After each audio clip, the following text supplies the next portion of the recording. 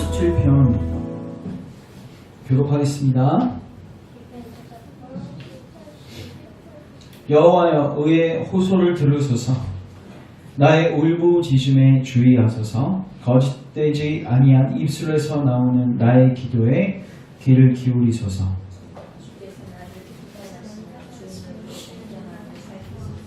주께서 내 마음을 시험하시고 밤에 내게 오셔서 나를 감찰하셨으나 흠을 찾지 못하여 싸우니 내가 결심하고 입으로 범죄하지 아니하리이다. 하나님의 행사로 원하면 나는 주의 말씀을 따라 스스로 삼가서 포악한 자의 길을 가지 아니하여 싸우며 나의 걸음이 주의 길을 굳게 지키고 실족하지 아니하였나이다. 내가 불렀사오니 내게 귀를 기울여 내 말을 들으소서. 주께 피하는 자들을 그 일어나 치는 자들에게서 오른손으로 구원하시는 주여, 주의 기이한 사랑을 나타내소서. 나를 지시고 주의 날개 그늘 아래 감추사. 내 앞에서 나를 압제하는 악인들과 나의 목숨을 노리는 원수들에게서 벗어나게 하소서. 그들의 마음은 기름에 잠겼으며 그들의 입은 교만하게 말하나이다. 이제 우리가 걸어가는 것을 그들이 에워싸서 누려보고 땅에 넘어뜨리려 하나이다. 그는 그 움킨 것을 찢으려 하는 사자 같으며 유명한 곳에 엎드린 젊은 사자 같으니라.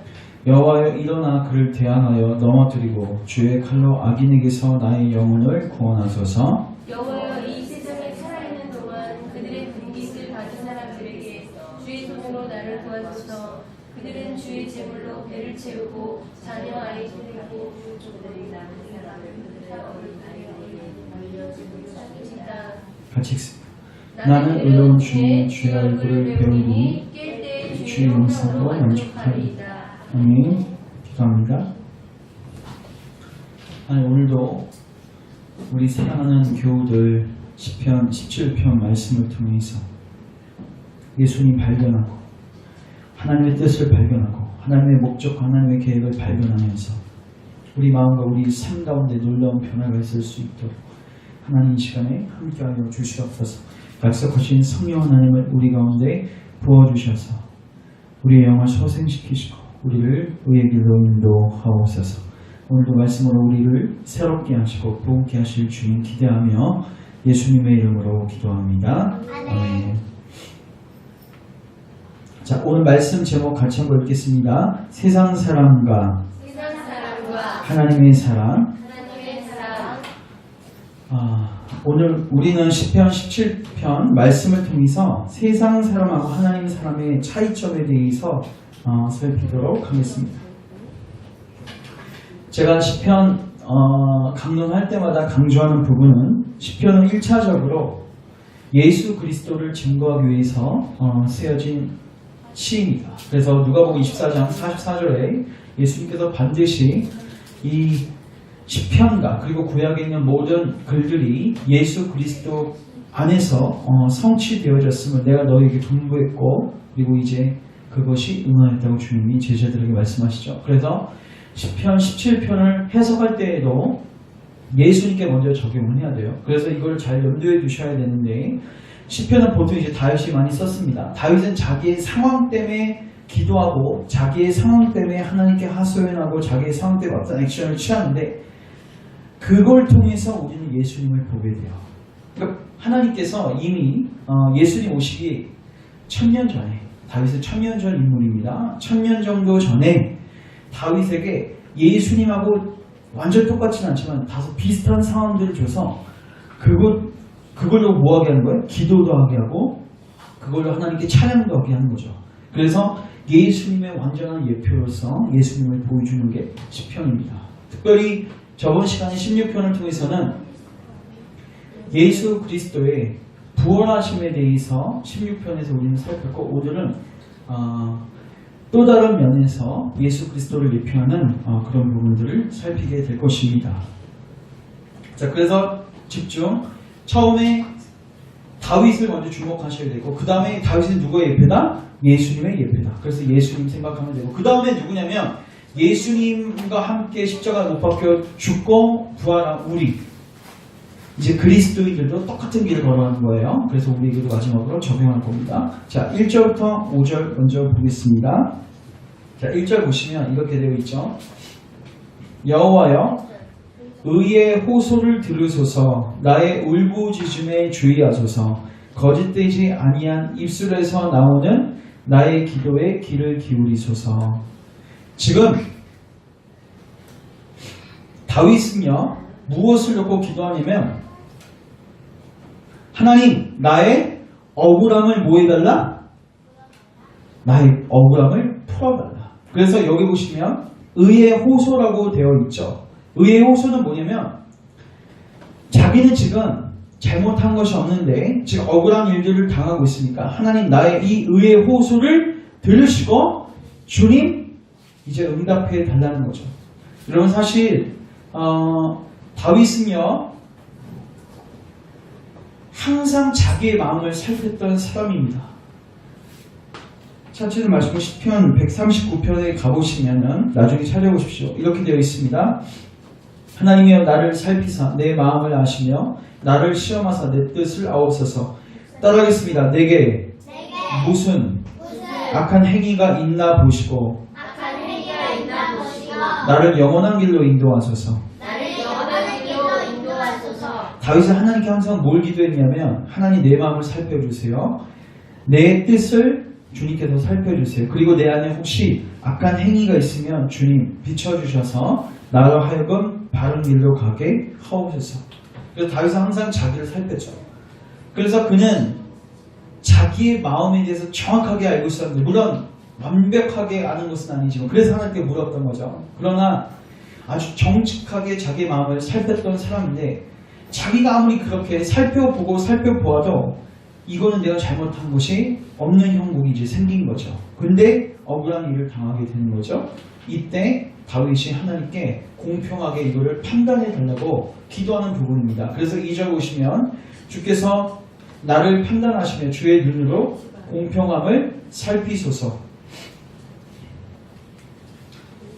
자, 그리고 3절 보시면 주께서 내 마음을 시험하시고 밤에 내게 오시어서 나를 감찰하셨으나 흠을 찾지 못하였사오니 내가 결심하고 입으로 범죄하지 아니하리이다.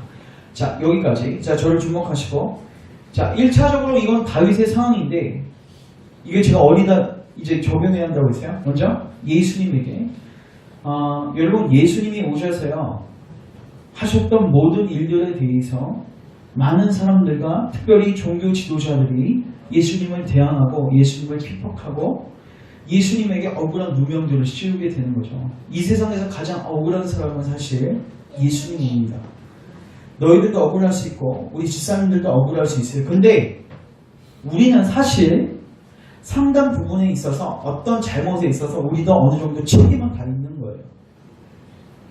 근데 예수님은요 단 1%도 자기에게 어떠한 책임도 없음에도 불구하고 그 모든 책임을 본인 혼자 지셨습니다.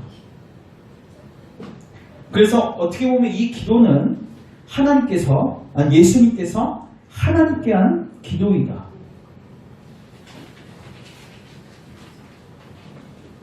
자, 우리 이거 하나 찾겠습니다.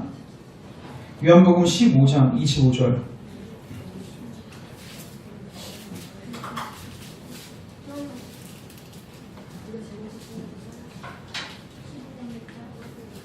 (15장 25절이요)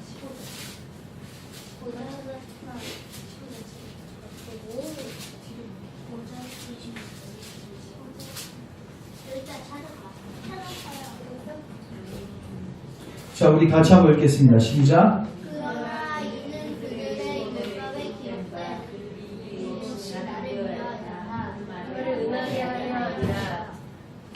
예수님의 모든 그 억울한 삶, 억울한 누명들을 주님께서 이렇게 말씀하십니다. 이거는 우연히 된 일이 아니라 따르겠습니다. 기록된 바 저희가 연고 없이 이유 없이 나를 미워했다.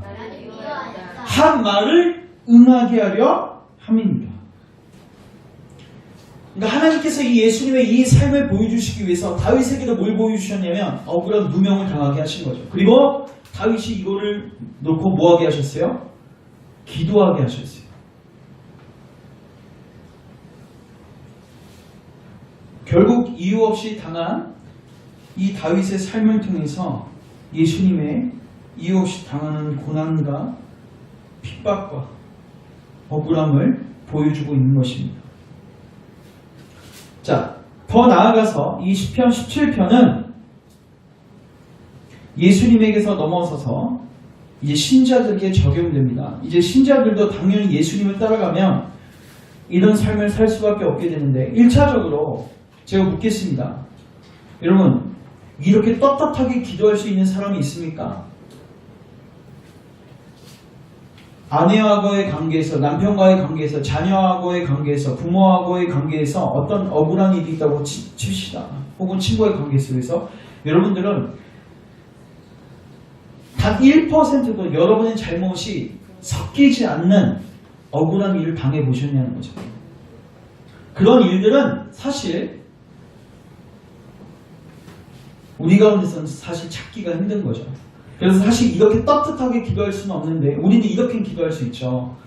사탄이 공격할 수 있죠. 그때 우리는 예수 그리스도의 의를 힘입어서 뭐 할 수 있어요? 하나님 앞에 억울함을 호소할 수 있고 변백할 수 있는 것이죠.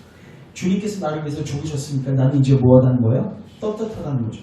그래서 사실 이거는 복음적 입장에서 그리스도인들에게 적용할 필요가 있습니다. 그런데 더 나아가서 우리가 예수님의 은혜를 알고 난 다음에 정말 이제 순종의 삶을 살고 어떤 상황을 맞닥뜨렸냐면 정말로 문자 그대로 1%도 나에게는 책임이 없는 진짜 억울한 상황을 만날 수도 있어요. 그때 여러분들은 어떻게 하셔야 되냐는 거죠. 다윗처럼 예수님처럼 하시면 돼요. 여러분, 다윗은요 왕이었는데 단 한 번도 자기의 억울함을 신하에게 하소연한다거나 자기 가족들에게 하소연한 적이 없습니다. 전부 다 하나님께 갖고 나갑니다. 여러분, 예수님이요 3년 동안 공생의 생활 속에서 자기 억울함에 대해서 제자들에게 상담을 요청한다거나 주변에 있는 종교 제자들, 그 종교 지도자들이나 누구에게 그 억울함을 호소한 적이 없으세요. 그래서 여기 17편 다시 보시면 이렇게 되어 있습니다. 다윗은 이렇게 고백하죠.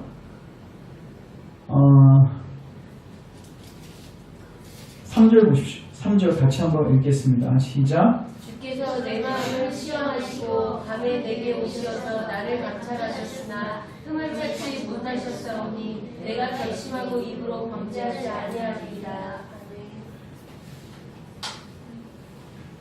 자, 이때 취했던 태도 따라하겠어요. 입으로 범죄하지 않겠습니다. 범죄하지 않겠습니다. 이게 무슨 말일까요?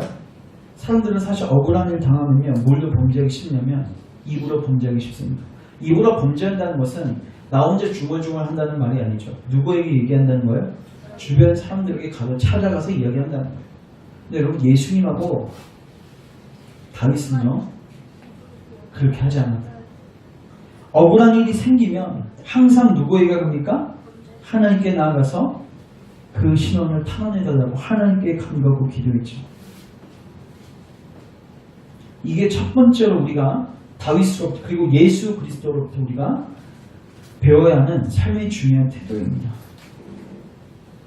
따라하겠습니다. 억울함을 당할 때 입술로 범죄하지 않게 하소서. 여기서 4절도 보시면 사람의 행사로 논하면 나는 주의 입술의 말씀을 따라 스스로 삼가서 포악한 자의 길을 가지 아니하였습니다. 여기서 포악한 길이 특별히 무엇일까요? 우리 자기가 지금까지 억울한 일을 당하기 전까지 완벽한 삶을 살았던 것도 포함되지만 억울한 일을 당했을 때조차도 나는 입술로 포악한 길을 가지 아니하였습니다.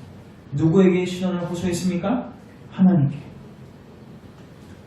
이걸 잘 들으십시오. 여러분들은 어떤 어려운 일들을 누군가에게 얘기하고 이걸 상담받고 싶은 마음이 많이 들 것입니다. 얘기하지 말라는 거가 아니라 1차적으로 하나님하고 해결하는 것을 여러분 훈련하셔야 돼요. 경건을 여러분 훈련하셔야 됩니다. 이런 경건. 다윗을 생각해 보십시오. 여러분 사무엘 상하를 아무리 살펴봐도 그가 상담을 사람들하고 하는 것을 거의 찾아보기 힘들 겁니다. 뭐 순간 있을 수는 있어요. 인간이니까 다윗은. 근데 예수님이 제가 봤을 때 다윗의 그 제자들에게 그리고 주변에 있는 사람들에게 그들에게 자기를 의탁하지 아니하셨다고 복음서에 기록되어 있어요. 하나님께만 신원을 구해라. 하나님께만 도움을 구해라. 이게 첫 번째 우리에게 주는 메시지입니다. 자, 두 번째 6절 6절 그리고 7절 같이 한번 읽겠습니다. 시작. 하나님이여 내게 응답하게 하심으로 내가 불렀사오니 내게 귀를 기울여 내 말을 들으소서. 주께 피하는 자들을 그가 치는 자들에게서 오른손으로 구원하신 주여 주의 기이한 사랑을 나타내소서. 두 번째는 이 억울한 상황을 단순히 하나님께만 탄원하고 구할 뿐만 아니라 이제 하나님의 도우심을 구하는 거죠. 그래서 여기 보시면 7절 보시면 기이한 사랑이라는 단어가 나왔는데 이 사랑에 호소하는 거죠. 하나님의 은혜에 호소하는 거죠. 그러면서 그 상황을 이제 하나님께 아뢰는 거죠. 9절 보시면 내 앞에서 나를 압제하는 악인들과 나의 목숨을 노리는 원수들에게서 벗어나게 하소서. 그들의 마음은 기름에 잠겼으며 그들의 입은 교만하게 말합니다. 이제 우리가 걸어가는 것을 그들이 애워싸고 노려보고 땅에 넘어뜨리려 하나이다. 그는 그 움킨 것을 찢으려 하는 사자 같으며 은밀한 곳에 엎드린 젊은 사자 같으니입니다. 여호와여 일어나 그를 대항하여 넘어뜨리시고 주의 칼로 악인에게서 나의 영혼을 구하소서. 자, 1차적으로 다윗에게 적용되지만 누구에게 적용되냐면요, 예수님께 적용됩니다. 따라서 애워싸고 말로 나를 공격하고 나를 넘어뜨리고 이게 그들이 하는 일이었어요. 다윗을 먼저 뭐예요? 포위합니다. 애워싸고 다윗을 뭘로 공격해요? 말로 공격하고 그리고 땅에 넘어뜨리고 그 다음에 칼로 찢는 거죠. 자, 시편 22편 잠깐 가보시면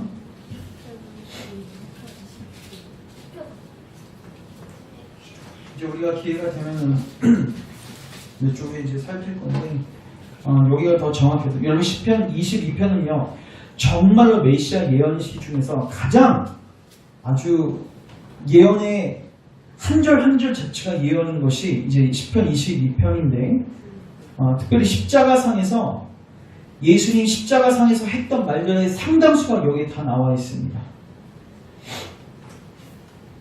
자, 22편 11절 같이 한번 읽겠습니다. 시작.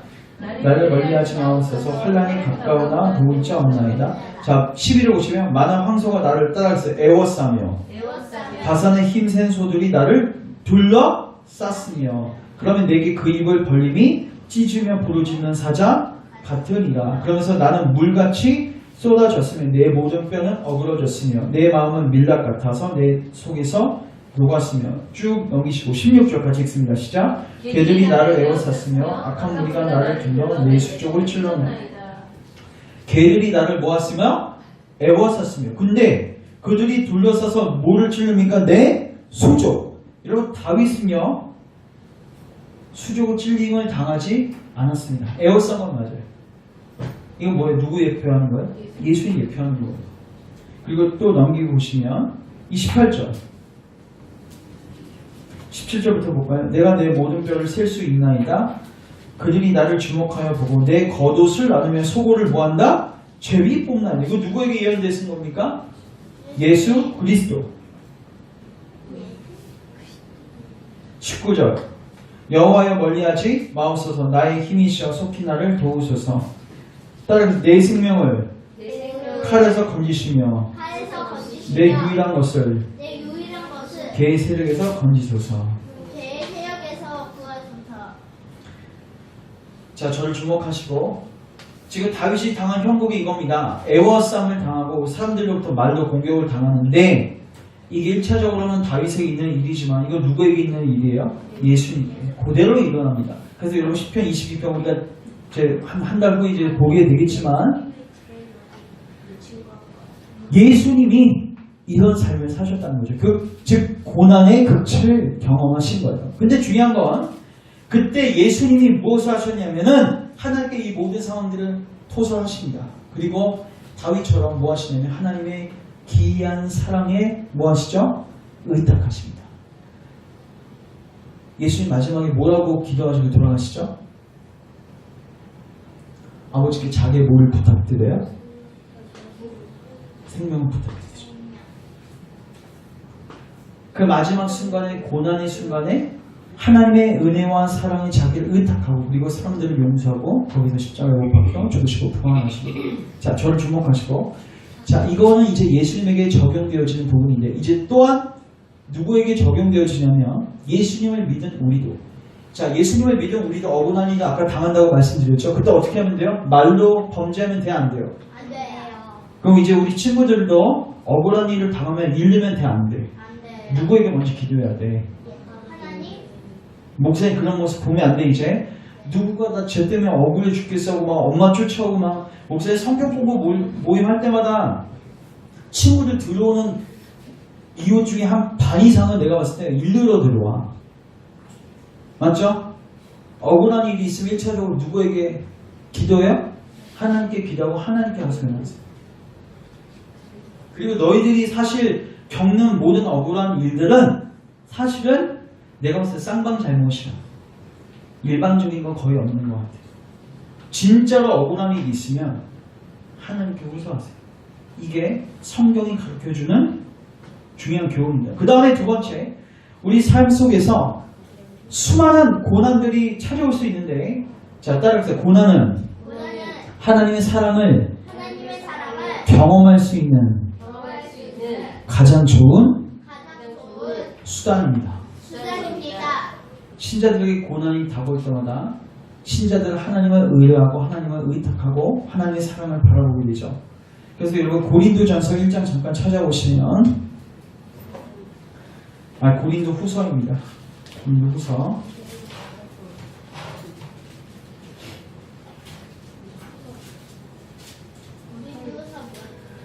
고린도 후서 1장 8절 잠깐 보시면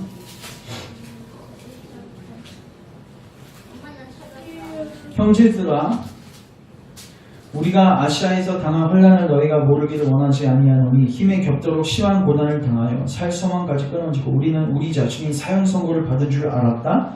근데 이렇게 하신 이유가 있습니다. 같이 읽습니다. 이는 시작. 이는 우리로 자기를 의지하지 말고 오직 죽은 자를 다시 살리시는 하나님만 의지하게 하십니다. 하나님께서 왜 고난을 주시는가? 따라하겠습니다. 하나님만 의지하게 하나님의 은혜와 사랑만 의지할 수 있도록 하나님이 고난을 주시는 거죠. 그래서 여러분들이 어려운 일들이 생기거나 고난의 일들을 당하게 되면 우리는 하나님께 나아가서 하나님께 변백을 구하고 하나님의 도움을 구하면서 하나님의 사랑만을 의지해야 합니다. 그리고 이제 마지막 세 번째 10편 17편 돌아오십시오. 10편 17편 이 부분을 이제 읽고 정리합니다.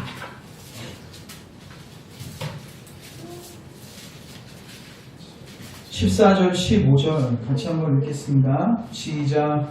여호와여 이 세상에 살아있는 동안 그들의 불의를 받은 사람들에게서 주의 손으로 나를 구하소서. 그들은 주의 점으로 배를 채우고 자녀로 만족하고 그들의 남은 산업을 그들의 어린 아이들에게 물려주는 자녀이다. 나는 의로움 중에 주의 얼굴을 배우리니 뛸 때 주의 영상으로 만족하리이다. 아멘. 여기 보면 두 대조가 나옵니다. 14절은 땅에서 땅의 것을 추구하는 자. 자, 이 친구는요, 지금 만족하는 게 뭐 때문에 만족하냐면, 여기 보시면 따라서 재물로 만족하고, 자녀로 만족하고, 그리고 이제 죽을 때도 그 남은 산업을 자녀에게 물려줌으로 만족합니다. 자, 근데 15절은 다윗은 어떠 있는가? 자, 따라하겠습니다. 나는 주의 얼굴을 배우리니 주의 형상으로 만족하겠습니다. 자, 1차적으로 다윗에게 적용되고, 자, 이제 예수님 얘기합니다. 여러분, 예수님은 이 세상에 오셔서 성육신하셔서 구속사의 일을 이루실 때 재물로 만족하신 적 있을까 없을까? 없었어요. 그리고 자녀로 만족하지도 않고 어떤 산업을 통해서 만족하지도 않으셨어요. 그 주님은 뭘로 만족하셨는가? 십자가에 죽으시고, 자, 죽으셨죠? 그 다음에 주님이 뭐 하셨냐면 깨셨어. 깨셨죠? 예수님 십자가에 죽으신 다음에 부활하셨어 안 하셨어요? 깨어나셨죠? 근데 깨어날 때는 하나님과 관계가 다시 회복됐어 안 됐어? 됐어요. 됐죠. 바로 그때 주님의 형상을 보고 예수님이 먼저 뭐 하셨냐면 만족하셨습니다. 자, 이제 우리에게 적용합니다. 예수님이 그러했던 것처럼 우리도 거듭나게 될 때 하나님의 형상을 보고 만족하고, 더 나아가서 예수님이 재림하실 때 우리는 어떻게 되는가? 자, 따라하겠습니다. 의로운 중에 의로운 중에 주의 얼굴을 뵐 것이다. 주의 얼굴을 뵙고 여기 보면 의로운 중에라고 되어 있는데, 이거 뭐냐면요, 우리는 죄인이지만 예수 그리스도의 십자가의 공로에 힘입어서 하나님 우리를 의롭다고 칭해 주시는 거죠. 그 상태 속에서 우리는 주님의 얼굴을 대면해서 볼 것입니다. 하나만 찾고 이제 정리합니다. 고린도전서 13장 12절. 이 친구들 많이 잡게 해서 미안한데 우리 친구 성경 잘 찾아야 돼요. 찾았어. 엄마 찾았어. 13장 12절 같이 읽습니다. 시작.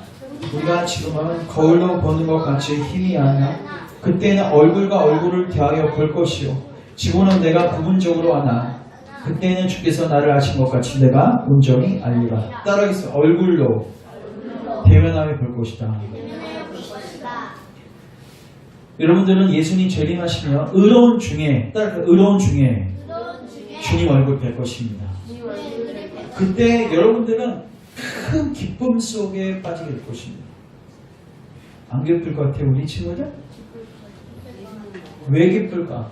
하나님 그분 자신 때문에 기쁘고, 이제 나는 이 영원한 하나님 나라에서 큰 지복을 누리면서 하나님과 영원토록 함께 살 것으로 인해서 큰 만족감에 빠지게 될 것입니다. 다윗은 왜 억울한 상황 속에서도 사람들에게 이야기하지 않고 하나님께만 호소하고, 또 어려운 상황 속에서도 낭망하지 않고 하나님의 자비를 의지해서 기도할 수 있었는가? 이 소망이 있었어요. 어떤 소망이요? 땅에서 잘 되는 소망 말고 의로운 중에서 하나님의 얼굴을 보게 될 소망.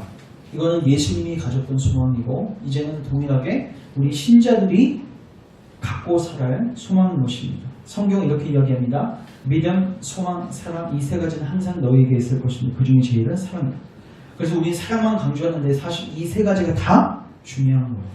우리가 예수님을 믿는다면 반드시 이 의에 대한 소망이 있어야 되고, 하나님의 얼굴을 볼 것에 대한 소망이 있어야 되고, 그리고 그 소망의 근거에서 우리의 삶을 사랑으로 역사하는 삶을 살게 되는 거죠. 말씀을 정리하겠습니다. 오늘 말씀의 제목은 세상 사람과 하나님의 사람이라는 제목이었어요. 하나님의 사람은 어떠한 삶을 살아야 하는가? 억울한 일을 당해도 사람에게 먼저 찾아가는 게 아니라 입술로 범죄하는 게 아니라 누구에게? 하나님께. 그다음 두 번째, 어려운 일을 당하고 고난을 당할 때 낭망하고 자기의 삶을 저주하는 게 아니라 하나님의 기이한 사랑을 의지해서 그분께 우리의 상황을 호소하고 그 안에서 하나님을 의뢰하는 삶이 신자의 삶이다. 그리고 마지막, 신자의 삶은 땅에다가 소망을 두는 삶이 아니라, 땅에다가 만족을 두는 삶이 아니라 하나님의 얼굴을 볼 의의 소망에 우리의 모든 것을 두고 사는 삶이 그리스도인의 삶이다. 그래서 이 세 가지가 우리 친구들 가운데 실제가 될 수 있기를 주님의 이름으로 축원합니다. 제가 기도하겠습니다. 사랑의 주님, 오늘 다윗의 이 삶을 통해서 예수님의 삶과 모습을 먼저 보게 하시고, 더 나아가서 예수님 믿고 자녀된 우리들의 삶이 어떠해야 하는지를 선명하게 비춰주셔서 감사합니다. 주님, 우리 삶 가운데 혹 억울한 일이 있을지라도 하나님 그 모든 것들로 인해서 우리가 입술로 범죄하는 어리석은 자리에 가지 않도록 우리를 지켜 보호하여 주시옵소서. 그러한 일들이 생길 때마다 항상 하나님께 나아가서 하나님께 호소하고 하나님의 도움을 구하는 우리 사랑하는 교우들 될 수 있도록 주님 은혜를 베풀어 주시옵소서. 특별히 어려운 상황들, 사형 선고와 같은 큰 위기가 있습니까? 하나님, 이 위기를 주신 이유가 하나님을 의지하게 하기 위해서 주신다고 주님 말씀하셨는데, 그런 상황에 우리 정말 주님의 그 기이한 사랑을 의지하는 믿음을 허락하여 주시옵소서. 그 어떤 상황 속에서도 낭망하지 말게 하시고 하나님 바라보는 은혜 허락하여 주시옵소서. 특별히 이 땅 가운데 살 동안에 나그네의 자세를 가지고 땅의 것으로 만족을 추구하는 자들이 되지 말게 하시고 오직 하나님의 얼굴 뵐 그 의의 소망을 굳게 붙들고 우리의 순례 여정을 걷게 하옵소서. 주의 형상을 사모하게 하십시오. 주의 얼굴을 사모하게 하옵소서. 아멘.